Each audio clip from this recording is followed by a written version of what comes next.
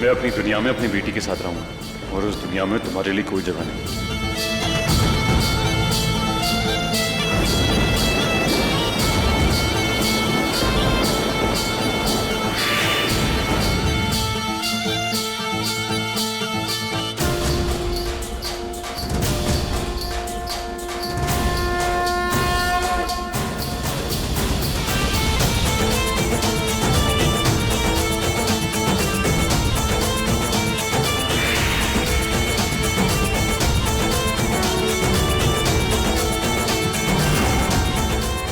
हे नाग नागिनो, आओ आओ, मेरे पास आओ। शेष नागिन तुम्हें बुला रही है।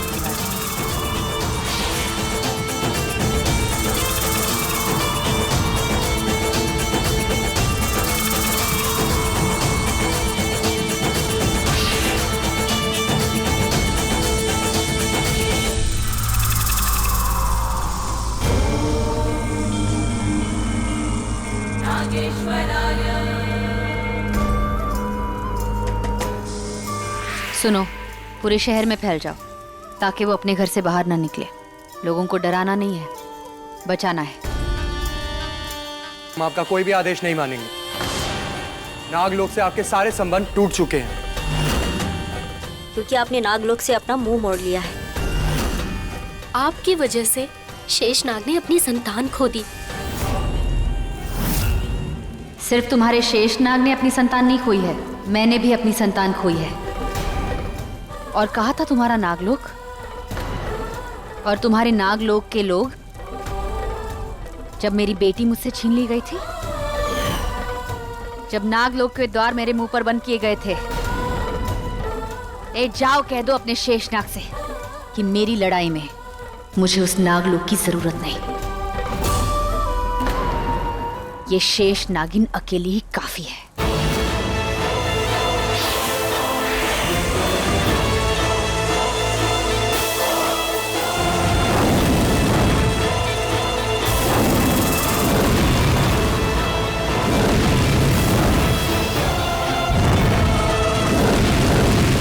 आप सबने सिर्फ मेरा प्यार देखा है, अब मेरा गुस्सा देखोगे।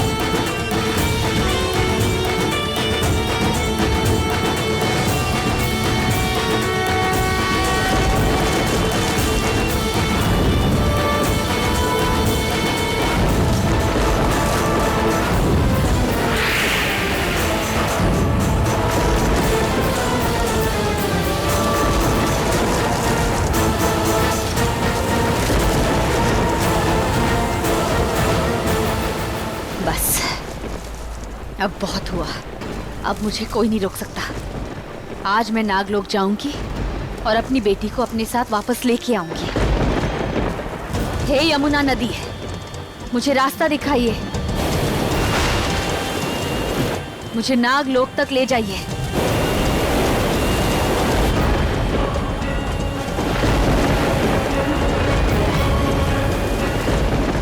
हे यमुना नदी, मुझे नागलोक जाना है, मुझे रास्ता दिखाइए,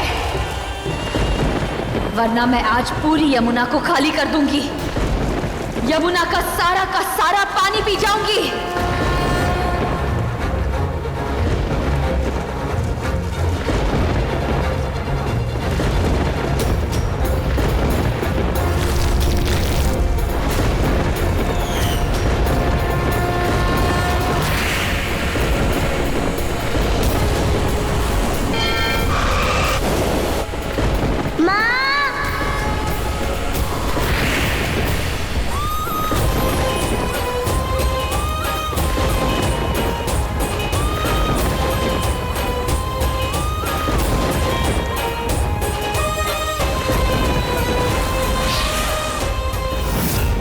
मैं आपको ही ढूंढ रहा था। मुझे लग ही रहा था आप यहाँ होंगी।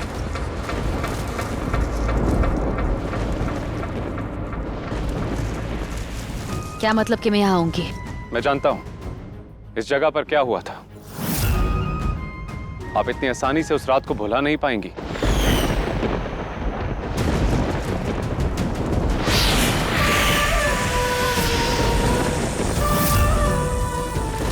मुझ पे तरस खाने की हिम्मत भी मत करना, समझे तुम? मुझे उस रात की कोई परवाह नहीं है। उस रात क्या हुआ, क्यों हुआ, मुझे कोई फर्क नहीं पड़ता। तो आज आप इस जगह पर क्यों आई?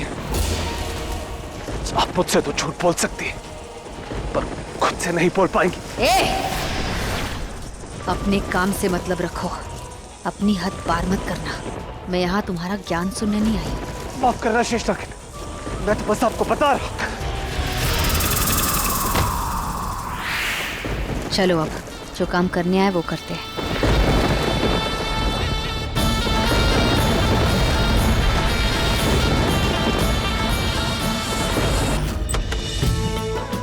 मामा जी, मामी जी। अरे परम, मैं आ गया। अरे परम, मम्मी जी। शुक्र है तू आ गया।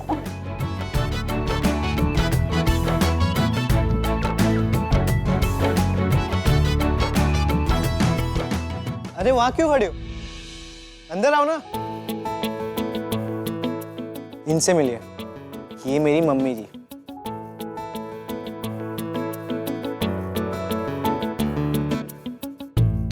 और ये सोनी कुड़ी कौन है जी? ये मेरी फ्रेंड लड्डू। मेरा नाम नैना है, पर प्यार से मुझे सब लड्डू बुलाते। बड़ा ही सोना नाम, ते नाम नालो भी सोनी है तू। अच्छा सोने सोने लोग, हुन थोड़ी रोटी शोटी खा ली है? आओ भाई खाना ही खा रहे, चलो पहले आ जाओ, खाना आ खा जाओ, लें। आ जाओ।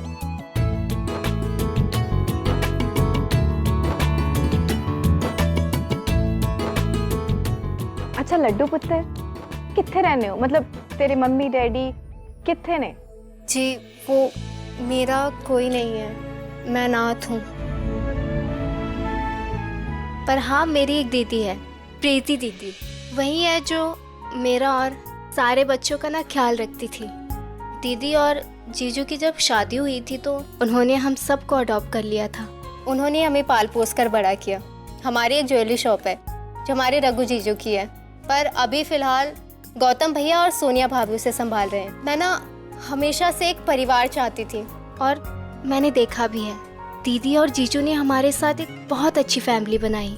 अच्छा तो पुत्र, अगर ऐसी बात है तो हमें भी मिलवाना अपने परिवार से। दीदी और जीजू अभी हमारे साथ यहाँ पे नहीं है, पर आपको मेरे परिवार से मिलना है तो मैं गौतम भैया और सोनिया भाभी को ले आऊंगी। हाँ ये भी ठीक है।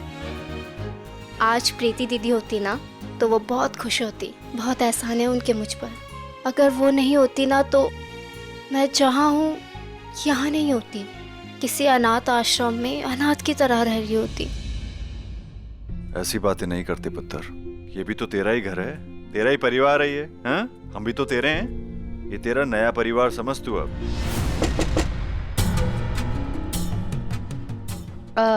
आप लोग खाओ, मैं देख के आनी है। हाँ जी दसो जी। वो मेरे रूम का बल्ब फ्यूज हो गया था तो नया बल्ब चाहिए। हाँ मैं होने देनी है।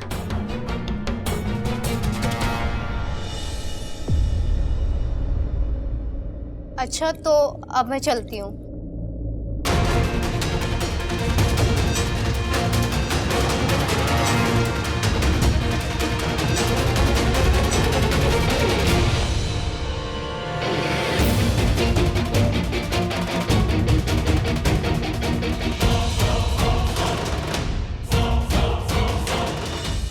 हाँ जी भैन जी, एलो जी थोड़ा बल्ब। सुनो, कल तुसी खाना इत्थे ही खाना दोपहरी। वो क्या है ना, मेरा भांजा आया है तो हमने एक घर पे छोटी सी सेलिब्रेशन की। नहीं वो मैं ऐसे। प्लीज ना नहीं कहते, आप प्लीज आइएगा। 2 रुपये। इन सपोलों के हमले इन्हीं लोगों पर क्यों? इसी जगह पर सारे हमले क्यों हो रहे हैं? कुछ तो है यहाँ पर जो जो मुझे पता नहीं, और ये उलझन मुझसे सुलझ भी नहीं रही है। काश के रघु। शायद तुम्हें कुछ और ट्राई करना चाहिए।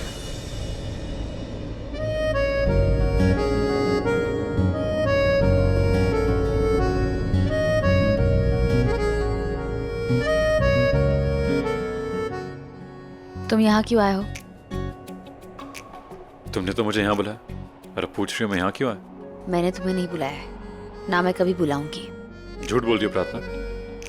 मैं झूठ नहीं बोलती और ना ही बोल रही हूँ। मैं अभी यही कहूंगी कि मैंने तुम्हें नहीं बुलाया है। ठीक है, पर सोचो, अगर मैं तुम्हारे आसपास होता तो तुम्हें तुम्हारी उलझनों का जवाब मिल जाता। तुम जाओ यहाँ से। ये तुम्हारी फेवरेट आइसक्रीम है, एक बाइट खा लो फिर मैं चला जाऊंगा।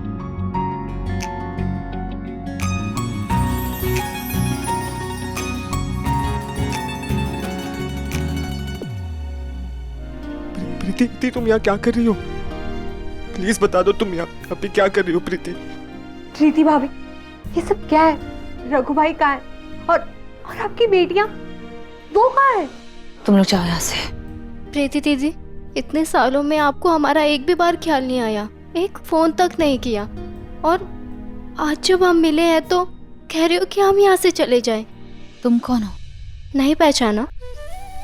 कैसे पहचानोगे? इतने सालों से मिले कहाँ हैं? प्रीति दीदी, मैं लड्डू, आपकी लड्डू। उनके साथ कोई ना कोई तो रहेगा, लेकिन शादी के बाद तो लड़कियां लड़कों के घर चली जाती हैं। प्रीति प्लीज, मुझे बहुत टेंशन हो रही है, मुझे प्लीज बताओ, तुम यहाँ क्या कर रही हो? तुम यहाँ पे क्यों? प्रीति प्लीज बताओ।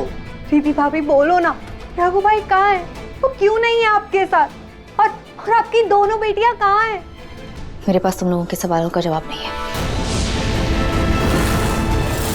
दिस इज नॉट फेयर भाभी, हम फैमिली है तो हमारा हक बनता है ये जानने का कि क्या हुआ क्या नहीं हुआ।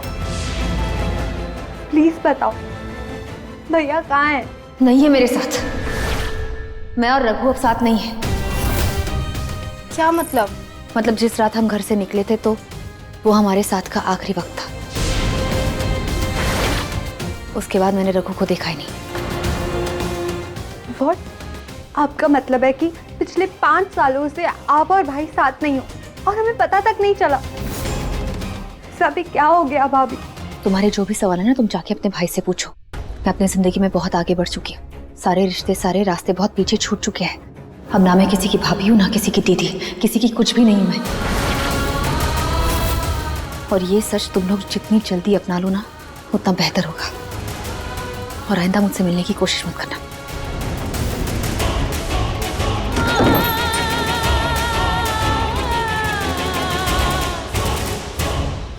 यार, कितनी खुश रहती थी हमारी प्रीति, हंसती खेलती रहती थी।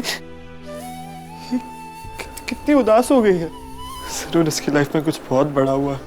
प्रीति दीदी की आंखों में अब किसी के लिए कोई भी प्यार नहीं है तो सिर्फ गुस्सा। हमें पता लगाना होगा कि आखिर उस रात हुआ क्या था, और जब तक हमें पता नहीं चल जाता हम किसी से कुछ नहीं कहेंगे।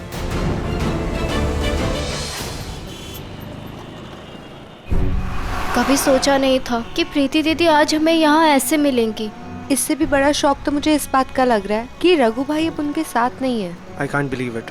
दो प्यार करने वालों के बीच में ऐसा क्या हो गया कि दोनों ही जुदा हो गए? और प्रीति की बेटियां कहाँ हैं? उन्होंने बताया भी नहीं हमें उनके बारे में कुछ।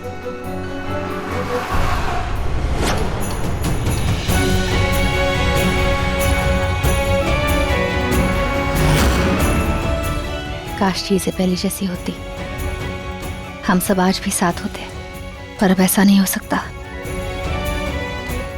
अब हम साथ नहीं हो सकते, ना कोई रिश्ता हो सकता है।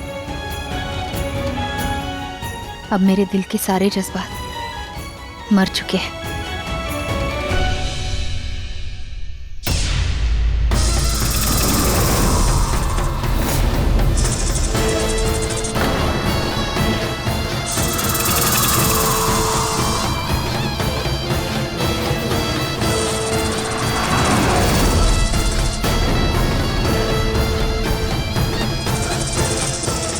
ये सपोले तो गौतम सोनी और लड्डू की गाड़ी के पीछे जा रहे हैं, उन पे हमला करने वाले हैं। नहीं, मेरे होते हुए ऐसा नहीं हो सकता, कभी नहीं।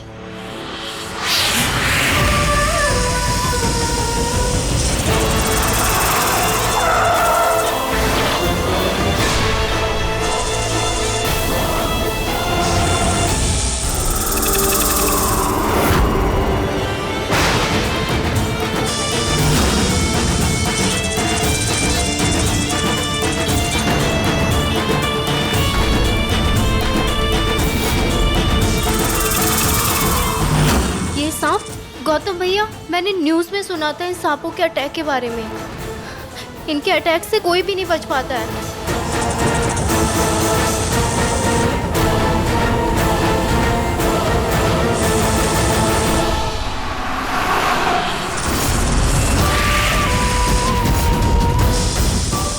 मेरे परिवार को चोट देने की सोचना भी मत, जान ले लूंगी। कितनों को मारोगी? जितनों को मारोगी उससे 2 गुना और आएंगे।